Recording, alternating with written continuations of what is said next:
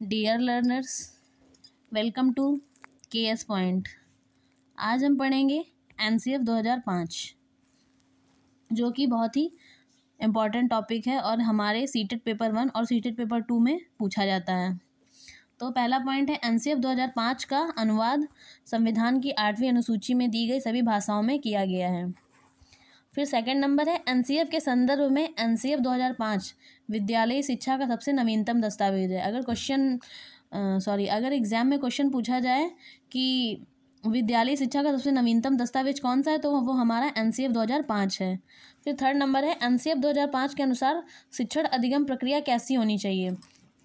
तो एनसीएफ 2005 कहता है कि हमारी शिक्षण अधिगम प्रक्रिया जो है वो बाल केंद्रित होनी चाहिए, मतलब बच्चे पे आधारित होनी चाहिए, चाइल्ड सेंटर्ड होनी चाहिए। फिर फोर्थ नंबर है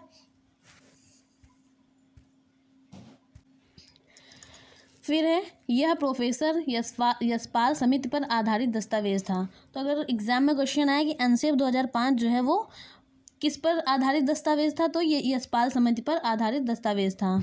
फिर है एनसीएफ 2005 के अनुसार प्राथमिक स्तर पर जो भाषा का माध्यम है वो कैसा होना चाहिए, तो वो मातृभाषा होनी चाहिए।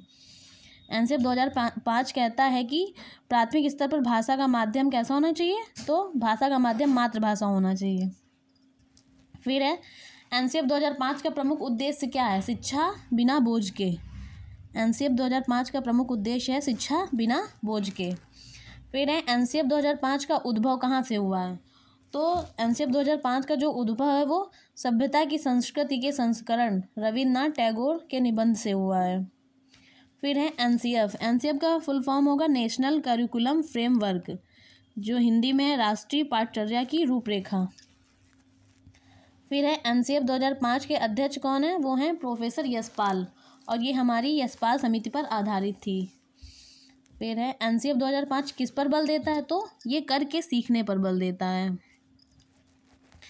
नेक्स्ट पॉइंट है अब तक की एनसीएफ के 4 दस्तावेज बन चुके हैं। पहला जो है वो हमारा है राष्ट्रीय पाठचर्या 1975 1975। फिर सेकंड है राष्ट्रीय पाठचर्या 1988 1988। फिर थर्ड नंबर है राष्ट्रीय पाठचर्या 2000। फिर फोर्थ नंबर है राष्ट्रीय पाठचर्या 2005, जो कि हम पढ़ रहे हैं। फिर एनसीएफ 2005 के उद्देश्य क्या हैं। एनसीएफ 2005 का उद्देश्य जीवन एवं ज्ञान के मध्य की दूरी को कम करना और बच्चों की विद्यालयी शिक्षा को बाहरी शिक्षा से जोड़ना। फिर सेकंड नंबर है शिक्षण अधिगम प्रक्रिया कैसी होनी चाहिए, बाल केंद्रित होनी चाहिए। फिर थर्ड नंबर है एनसीएफ 2005 कहता है कि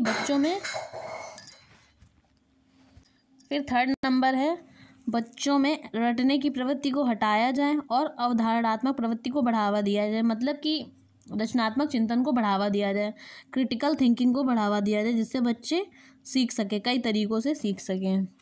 फिर है सजा एवं पुरस्कार की भावना को सीमित रखा जाए, मतलब बच्चे को सजा नहीं देनी है और ना ही पुरस्कार का लालच देकर उसे पढ़ाना है। फिर है एनसीएफ 2005 का निर्माण किसने किया, तो एनसीईआरटी ने किया।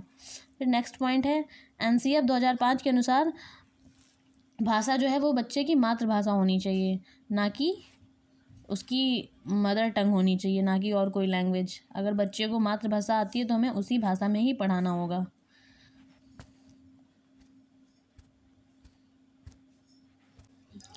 It's all about NCF 2005। Thank you guys.